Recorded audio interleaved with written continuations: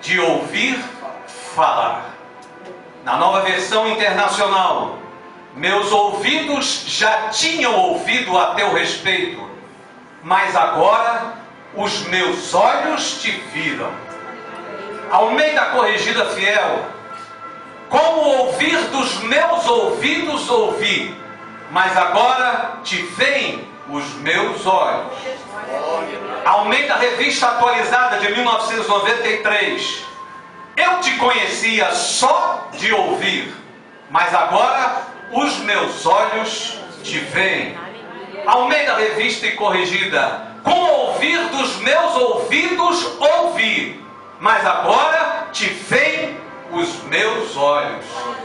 Almeida Revista Corrigida de 95. Com o ouvir dos meus ouvidos ouvi, mas agora te veem os meus olhos.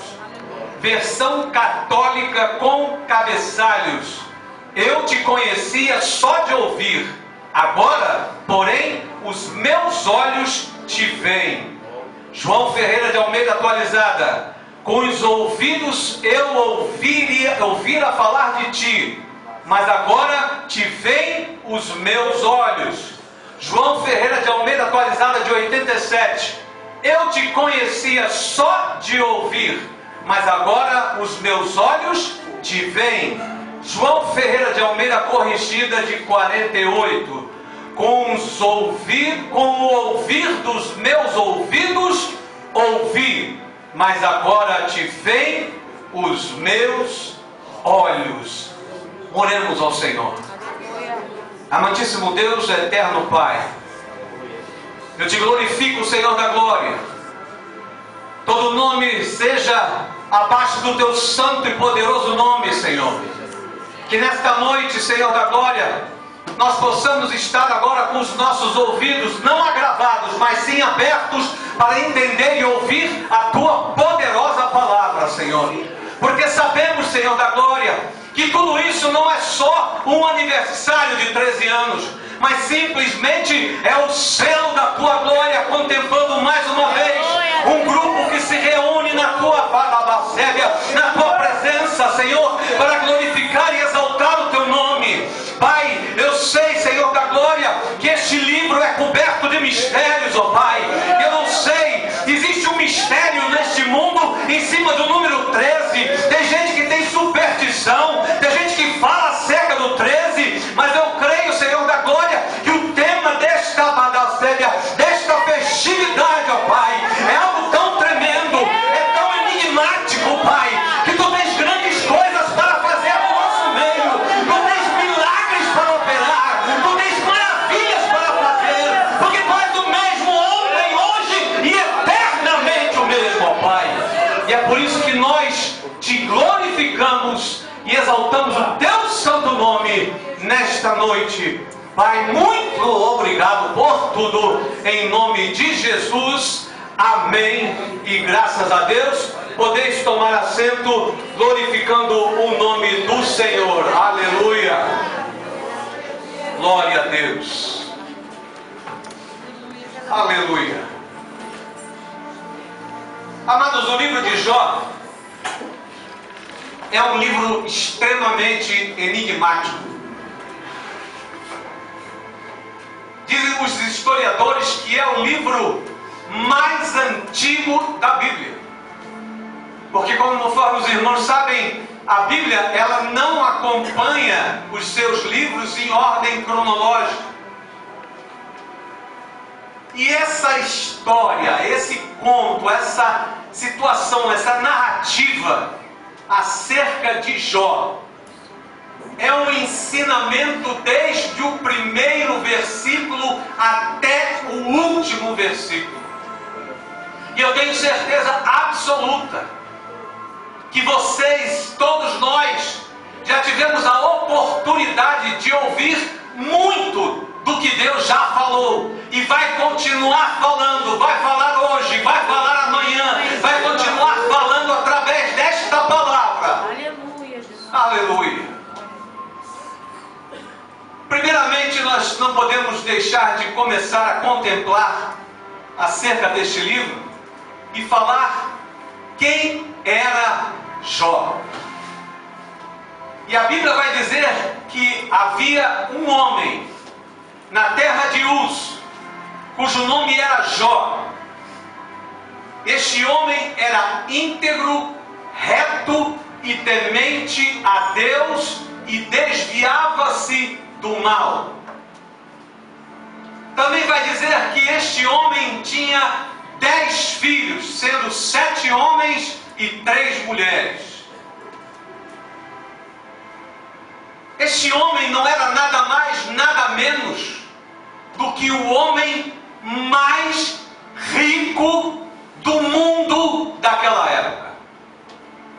Ele simplesmente era o homem mais rico, dito pela palavra de Deus. E a Bíblia vai começar a relatar os seus bens.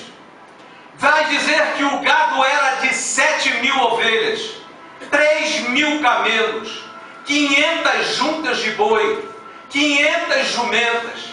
Eram também muitíssimos os servos a seu serviço, de maneira que este homem era maior do que todos os do Oriente.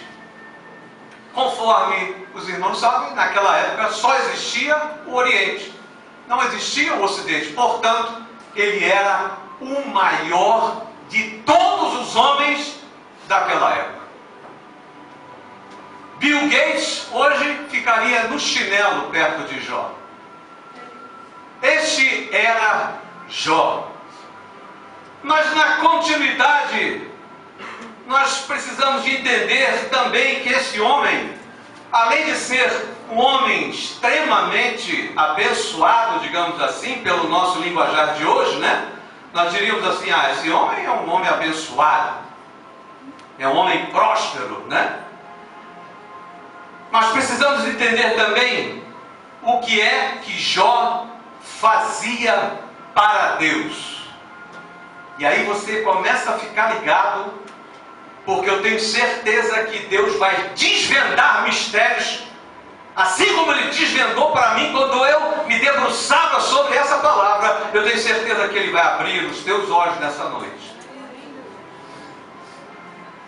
Olha só, em Jó 1, capítulo 1, dos versos 4 a 5, vai dizer assim: e iam seus filhos às casas uns dos outros, os 10 filhos, né? E faziam banquetes, cada um por sua vez, e mandavam convidar as suas 3 irmãs a comerem e beberem com eles.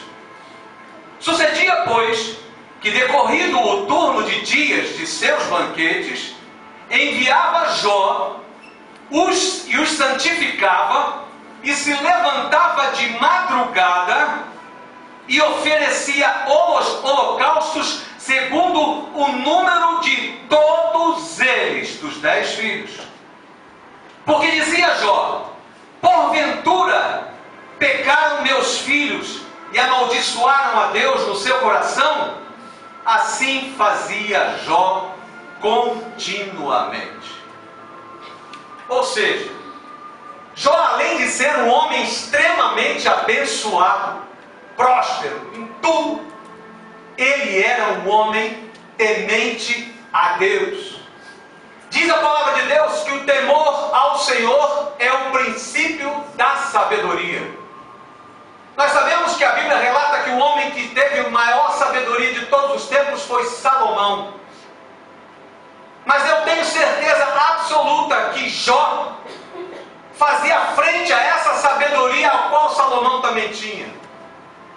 E quiçá poderíamos aqui agora poder conjecturar que Jó talvez tenha até usado de mais sabedoria do que Salomão. E não fiquem chateados aqueles que discordarem de mim agora. Mas eu tenho certeza que Jó, nesse ponto, ele era o mais sábio de todos. Sabe por quê? Porque Jó foi marido de uma mulher só. Não ouvi muito aleluia não, mas é verdade. Jó foi marido de uma única mulher. E aí, da oportunidade de se debruçar sobre esse livro, vai falar assim: mas essa mulher era uma bênção, né? Essa mulher devia ser coisa de louco. Mas a gente vai falar dela mais para frente. Aleluia. Bom, quando a gente ainda está no capítulo 1, eu queria que você visse o que acontece no verso 6. Olha só o que diz a palavra. E vindo um dia em que os filhos de Deus, filhos de? Não eram os filhos de Jó, tá bom? Eram os filhos de Deus, vieram apresentar-se perante o Senhor. E vem também um que não sei se veio de intruso ou se veio de convidado, mas diz a palavra que veio também Satanás entre eles. Com certeza isso aqui era uma reunião que estava acontecendo nos céus. Não poderia ser em outro lugar, porque vieram os filhos de Deus se reunir para ter uma reunião com o Senhor. E Satanás apareceu nessa reunião. Aí, olha só o que acontece.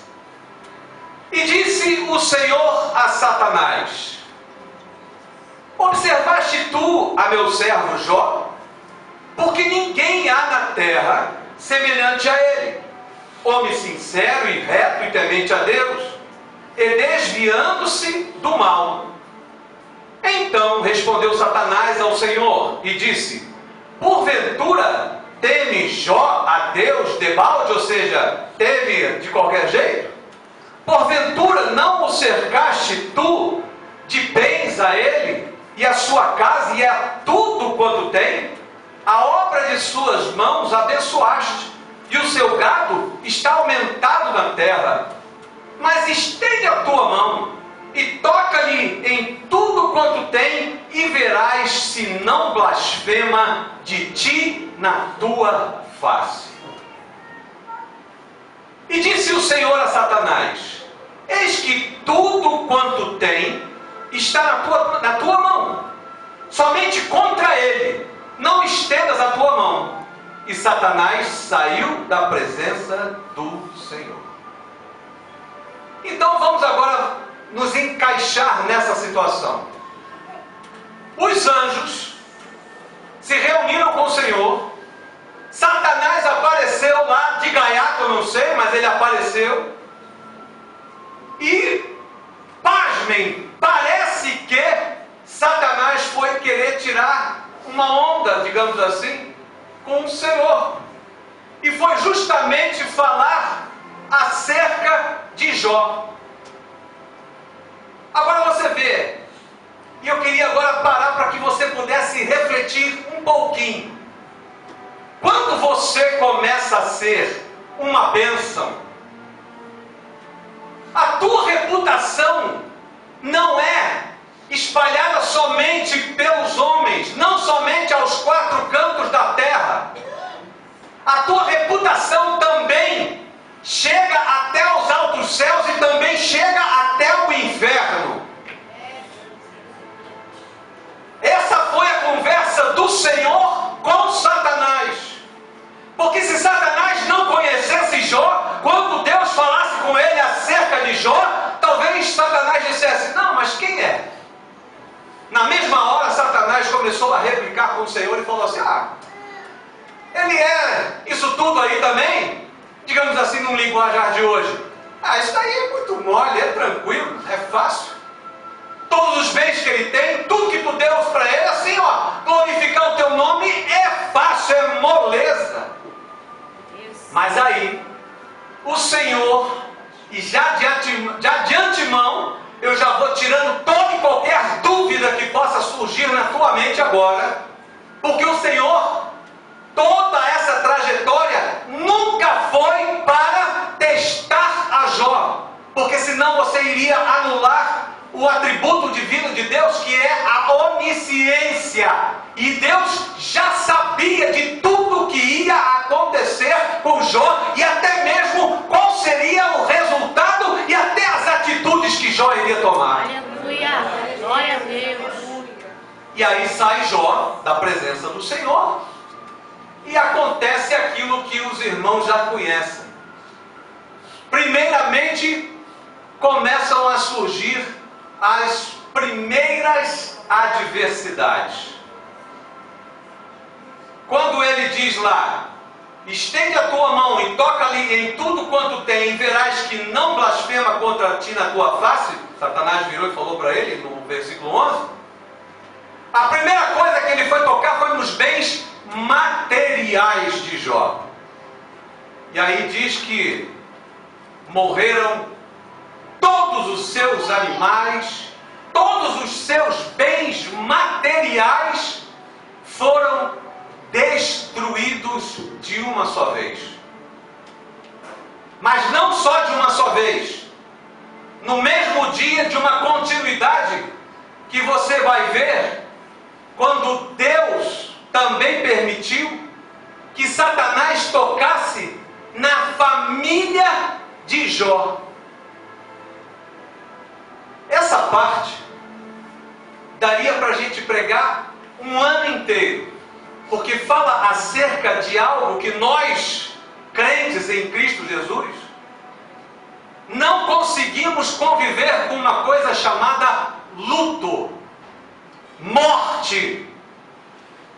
Quando morre alguém, todos nós ficamos literalmente apavorados, tristes, cabisbaixos. Agora você imagina morrer um filho de Jó. Agora você imagina morrer 2 filhos de Jó.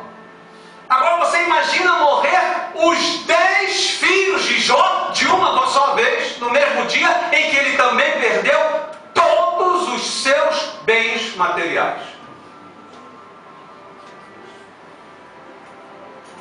Começa a ficar estreito o negócio. Começa a ficar complicado. Aí, como não se bastasse somente essa situação, teve de novo outra reunião com os anjos. E Satanás aparece de novo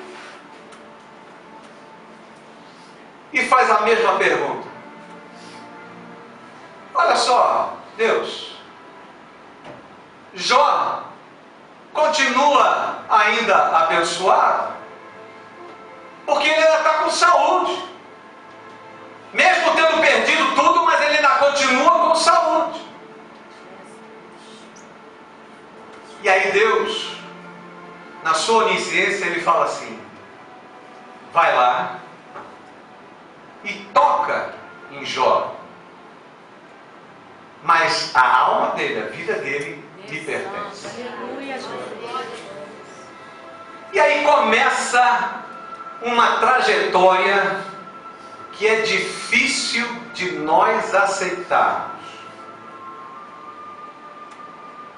A primeira coisa que acontece é que começam a se arrebentar úlceras, enfermidade de uma forma que a Bíblia descreve que era coisa terrível, ao ponto de Jó ter que pegar um caco de telha para começar a estourar aquelas bolhas e começar a se coçar. Parece até aquela conversa que alguém já falou, talvez você já tenha escutado. Nada é tão ruim que não possa piorar. Aí, aquela mulher que a gente falou no início, vira para Jó e dá uma palavra de ânimo para Jó. Vira para ele e fala assim: Jó, por que tu não amaldiçoa logo esse teu Deus e morre? Agora, retrocede um pouquinho, volta no capítulo anterior da novela. Perdeu todos os seus bens, perdeu todos os seus bens,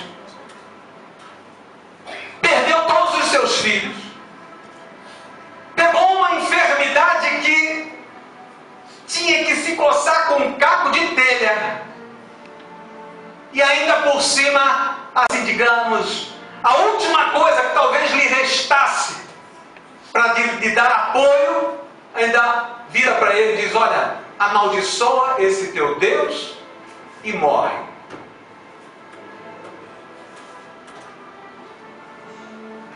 Tá ruim o negócio? Tá terrível, né? Parece até uma história de terror, não parece? Mas não ficou por aí. Pastor, mas não ficou por aí? Não, não ficou por aí. Agora, talvez comece a acontecer aquilo que eu e você já tivemos até algumas experiências. Chegam 3 amigões do peito mesmo, aqueles que você diz assim: estamos fechados juntos, boto minha mão no fogo por você. E esses 3 amigos vieram para consolar a Jó, porque sabiam do que estava acontecendo com ele.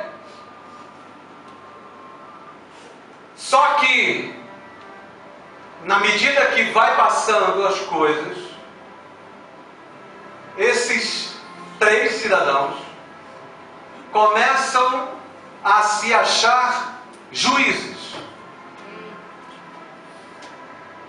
Coisa que não acontece conosco, né? A gente não julga ninguém, não é assim? Não, eu tenho certeza.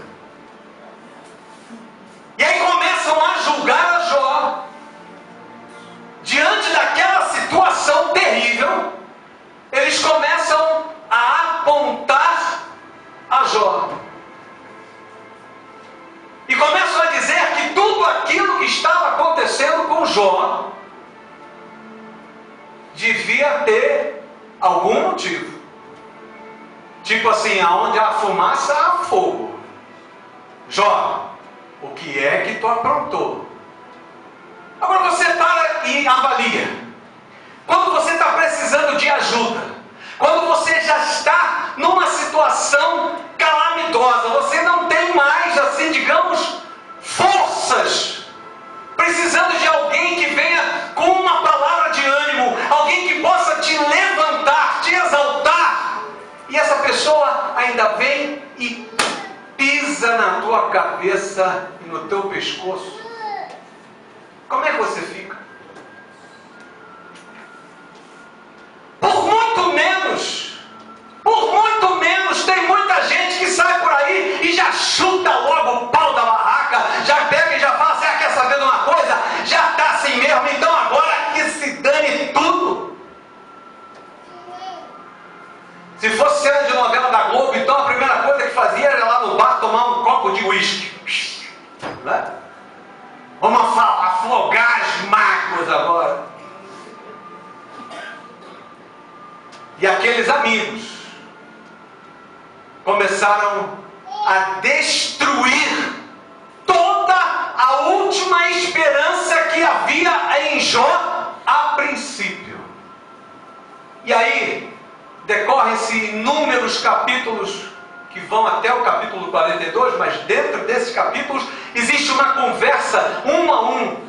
E quando um acusa e quando um fala com Jó, Jó responde e lhe dá os seus argumentos. E esses 3 amigos vão falando, vão acusando, e Jó vai se defendendo e vai explicando e vai conversando, até que chega num ponto que aí Jó não aguenta mais. Aí você agora vai poder começar a ficar assim, tipo como uma pulga atrás da orelha. Será que Jó murmurou? Será que Jó murmurou? Aí tem gente que vai falar assim: não, mas peraí, Jó não pode murmurar. Jó é um homem íntegro e reto diante do Senhor. Jó não murmurou. Jó murmurou. Jó não só murmurou, como questionou, reclamou, falou com Deus, perguntou. De certo momento, ele virou para Deus e começou a discorrer uma série de perguntas.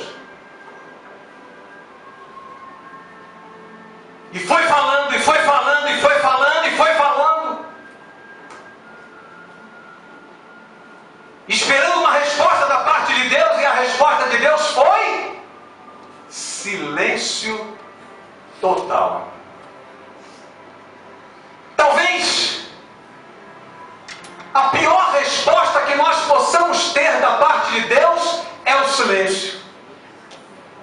Porque quando nós estamos em dúvida, quando nós estamos buscando uma resposta da parte de Deus, a primeira coisa que a gente quer é um sim ou não. Mas quando Deus não fala nada,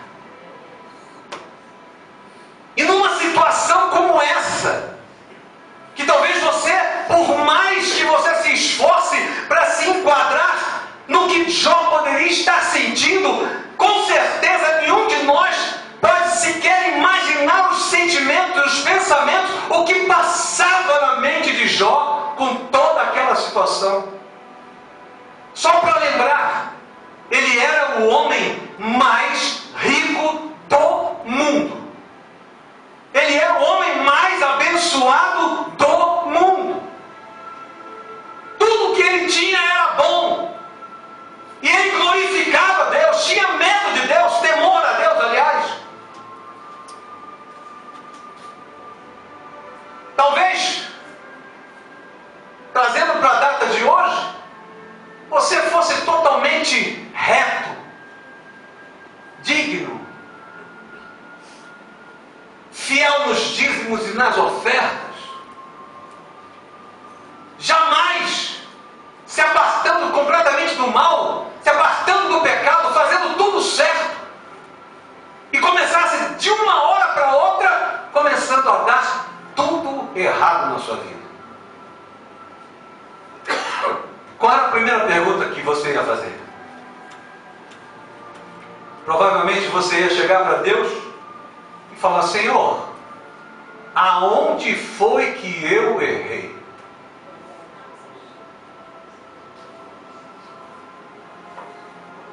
Só que Deus, na sua infinita misericórdia, tem uma hora que Ele resolveu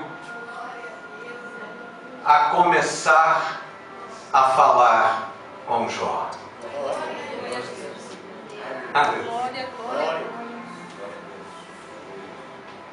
Só que depois, só para você entender em números, depois de Jó fazer 16 perguntas para Deus, 34 queixas para Deus, Deus faz 70 perguntas para Jó. Só que Ele faz 70 perguntas para Jó que não tem como Jó responder para Deus. Jó, onde tu estavas quando eu cerquei os mares? Jó, onde tu estavas quando eu comecei a criar as estrelas? Aleluia. Perguntas desse nível. E à medida que ele ia sendo perguntado por Deus, ele ia começando a se entronizar e colocar-se no seu devido lugar de pequenez, começando a ver que ele não era nada, que ele era ínfimo, que ele não poderia jamais ter questionado a Deus. Agora eu te digo, as coisas que Jó, quando murmurou com Deus acerca da sua situação, o que ele murmurou não foi fácil, não. Ele questionou seu nascimento, falou por que ele não tinha sido abortado, por que o leite da sua mãe não tinha secado, porque olha, ele começou num devaneio de criatividade das situações mais terríveis que passaram na sua mente, querendo justificar que ele não poderia estar passando por aquilo que ele estava passando, porque existiriam situações que poderiam ter privado a ele de passar por essa situação. Mas depois dessas, eu creio que Jó começou a ter uma experiência diferente com o Senhor. Glória. Porque pensa comigo,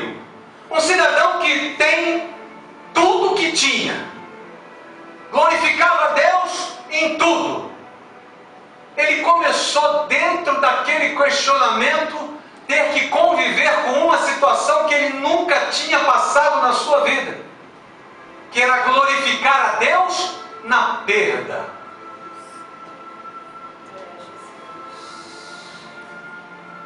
Olha, existe uma passagem que eu ontem mesmo, foi ontem, foi domingo? Hoje é segunda, não, hoje é terça. Foi domingo, quando nós estávamos pregando, a pastora estava pregando numa igreja na qual ela foi convidada, e teve uma pessoa que voltou para Jesus, e depois do culto a gente começou a conversar com ela, e eu falei para ela, qual é o versículo central da Bíblia? Qual é? João 3,16. Deus amou o mundo de tal maneira que deu seu Filho unigênito para que todo aquele que nele crê não pereça, mas tenha vida eterna. Esse é o versículo central da Bíblia. Mas eu costumo dizer que tem um que é talvez tão central quanto esse. Mas é muito difícil de a gente aceitar. É aquele que diz que tudo coopera para o bem daqueles que amam a Deus. E quando a palavra de Deus diz que é tudo, é tudo. Não é só uma parte, não é só alguma coisa, é tudo coopera. Aleluia. Mas pastor, quer dizer que quando a minha mãe morreu, quando sua mãe morreu, cooperou para o bem. Mas não pode ser cooperou. Não, mas eu não aceito. Cooperou. E a minha, quando morrer, também vai cooperar. E todas as situações de luto tem que cooperar para o bem, senão a palavra de Deus é mentirosa. E ele diz que ele vela por essa palavra para cumprir com ela. E se ele diz que tudo coopera, é porque tudo coopera. Aleluia. Não, mas espera aí, pastor, mas toda essa situação que aconteceu com Jó, será que isso coopera? Coopera. Mas não era Satanás que estava lá operando? Era. E quem disse que Satanás manda alguma coisa? Satanás simplesmente cumpre ordem. E o Senhor continua sendo o Senhor dos senhores. E Ele é que dá as ordens. Aleluia. E quando, agora num tempo atual, uma conversa que você já ouviu falar, né? Quando Satanás está indo com a farinha, o Senhor já voltou com o bolo há muito tempo. Aleluia. Aleluia. Agora tem certas coisas que essa palavra nos ensina. E é difícil de nós aceitarmos. É de nós glorificarmos a Deus e saber que Deus está também nas perdas. Porque normalmente tudo aquilo que nós ganhamos, tudo aquilo que nós conseguimos, nós atribuímos a quem? A Deus. Quando você comprou aquele carro, né? Aí você botou lá atrás assim, foi Deus que me deu, não foi isso? Ou você botou lá atrás assim, foi o diabo que me deu? Você não botou lá atrás? Foi Deus que me deu, né? Não é não?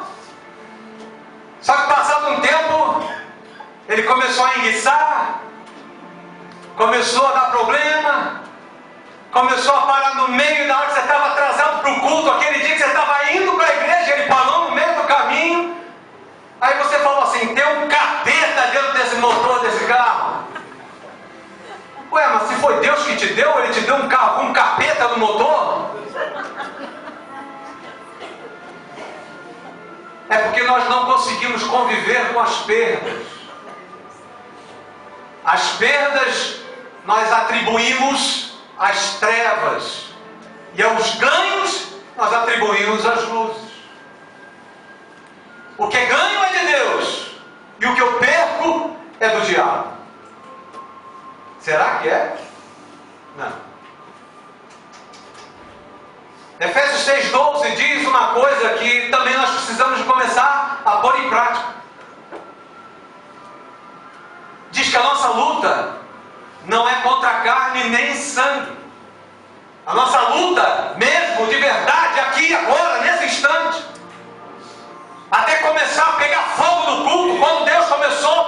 mas antes estava uma prova terrível aqui dentro. Parecia que tinha uma geladeira no meio da igreja.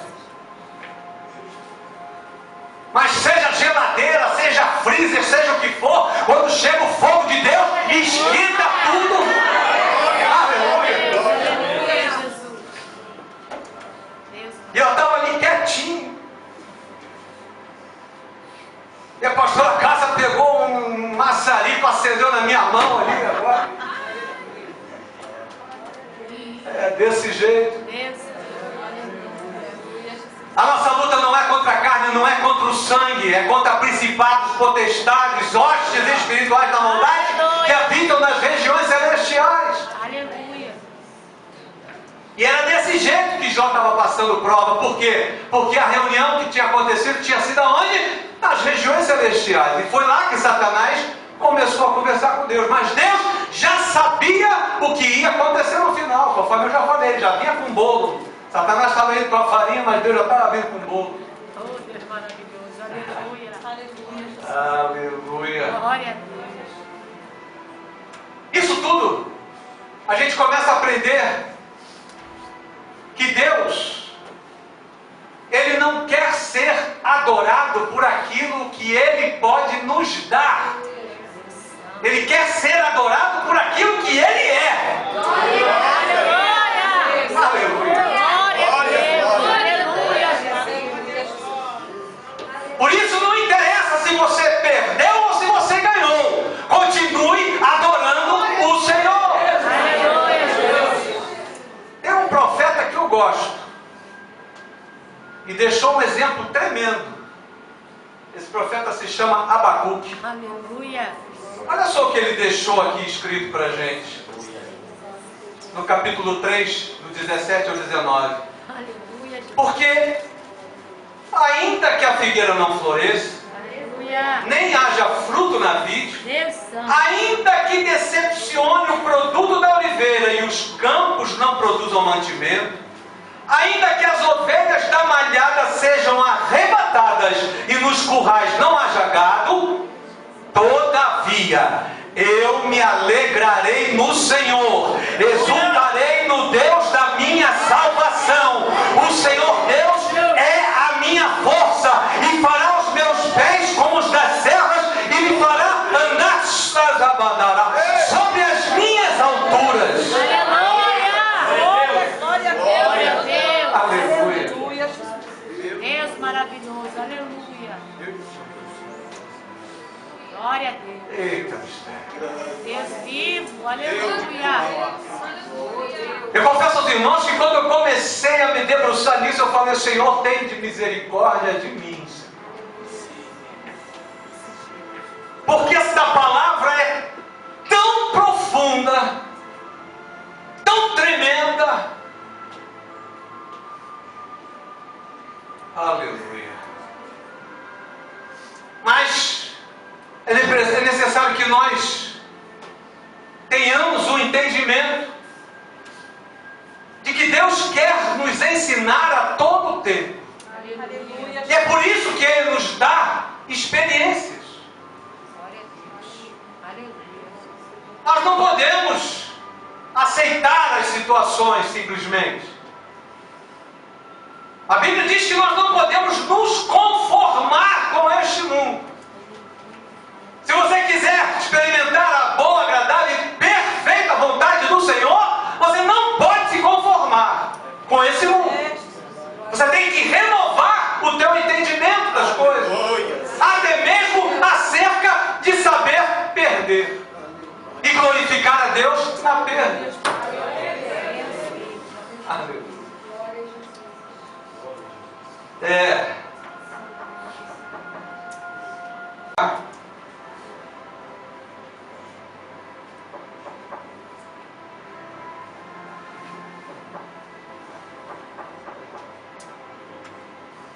Você sabe qual é o maior ensinamento que existe de tudo isso? Você sabe perfeitamente o que é que acontece com Jó no final, não sabe o que acontece? Deus restaura tudo que Jó perdeu e restaura em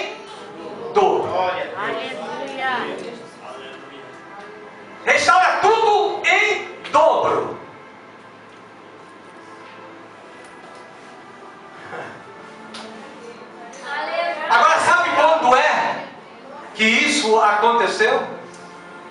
Aí é o grande cerne da questão. Eu já estou encerrando. Depois de todo aquele mimimi que Jó teve com Deus, e depois de tudo que Deus falou com Jó, a situação do cativeiro de Jó mudou quando ele orou pelos 3 amigos dele. Aqueles 3 que foram lá para ajudá-los, mas que pisaram no pescoço dele. Na hora que Jó resolveu orar por eles. Deus Santo.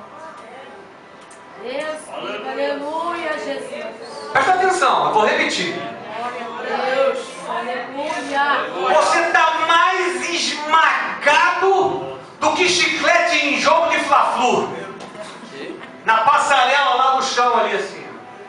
Não tem mais para onde te esticar e te destruçar. E tem 3 que ainda vem ali, que é a pessoa que era a última pessoa que ia te ajudar e ainda te jogou mais para baixo. Se tivesse uma garrucha ali, a primeira coisa que nós faríamos na terra e na carne era ó. Mas Jó começou a orar pelos 3 amigos dele. Glória. E aí foi que o cativeiro de Jó virou e ele começou a receber tudo em dobro. Recebeu todos os bens materiais em dobro. A sua mulher continuou com ele. Deus restaurou o casamento dele. Diz também que ele teve novos 10 filhos. Ah, peraí, pastor. Você não falou que ele teve tudo em dobro? Ele tinha quantos filhos no início? Depois, no final, ele teve mais? Mas não era para ganhar em dobro? Então ele tinha que ter quantos? 20. Não confere? Tinha. E ele passou a ter 20. 10 na terra e 10 no céu.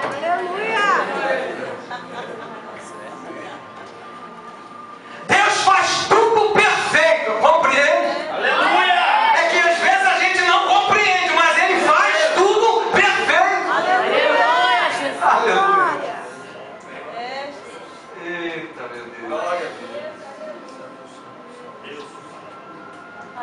E já para ir encerrando,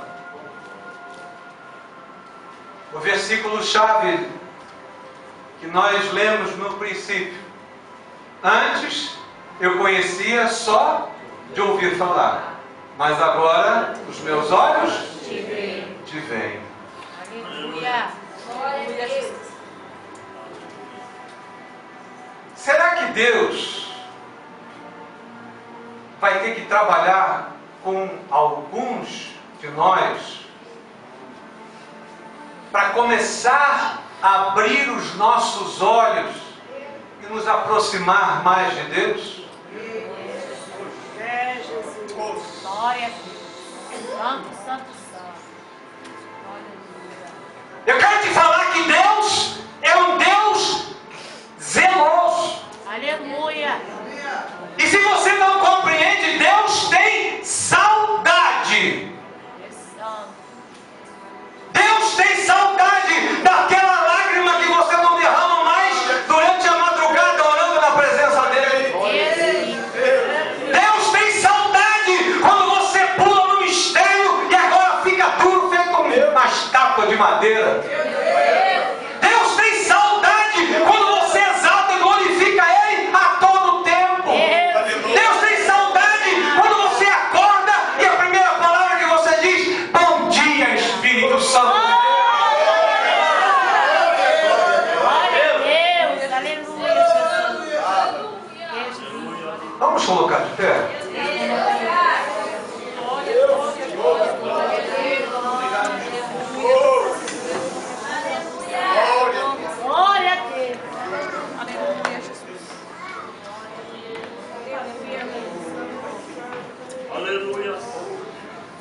Eu quero fazer agora um apelo no nosso meio, que ainda temos alguns minutinhos para encerrar.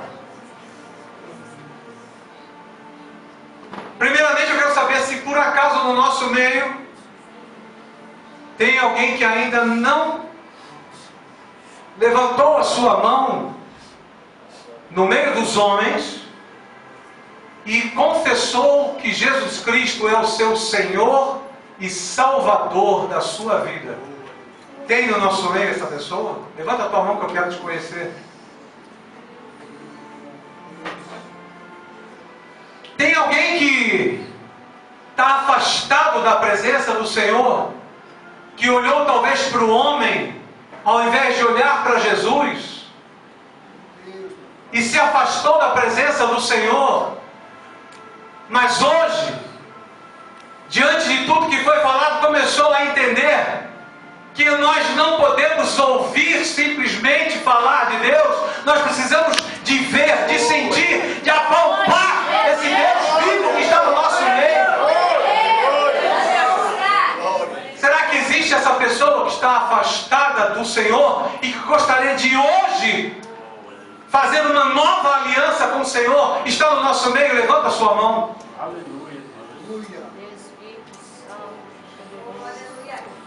Aleluia. E o terceiro grupo que eu quero falar agora. Eu sei que você ouviu Deus falar hoje de uma forma diferente com você.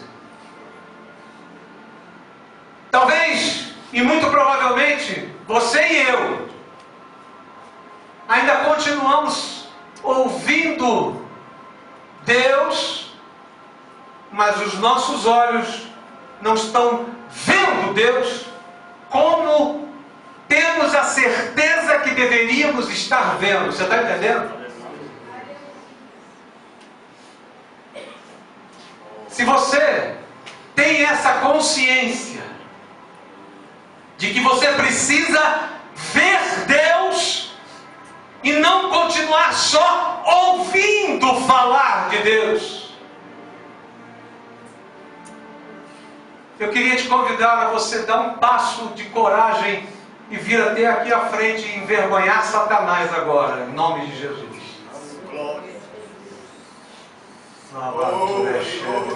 Glória, glória.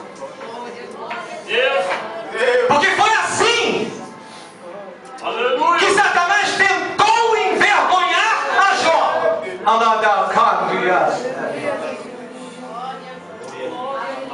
Foi assim que Satanás tentou destruir o caráter de Jó. Mas conforme eu te falei, Deus sempre tem o melhor para nós. Ele sempre tem o melhor para nós. Aleluia. Aleluia. Glória, glória. Glória, glória, glória, glória. Aleluia. Agora eu quero fazer um convite. Se você não se sentiu encorajado de vir aqui por esse motivo, mas você quer ser um apoiador de alguma dessas pessoas que vieram até aqui à frente, vem aqui agora e abraça essa pessoa.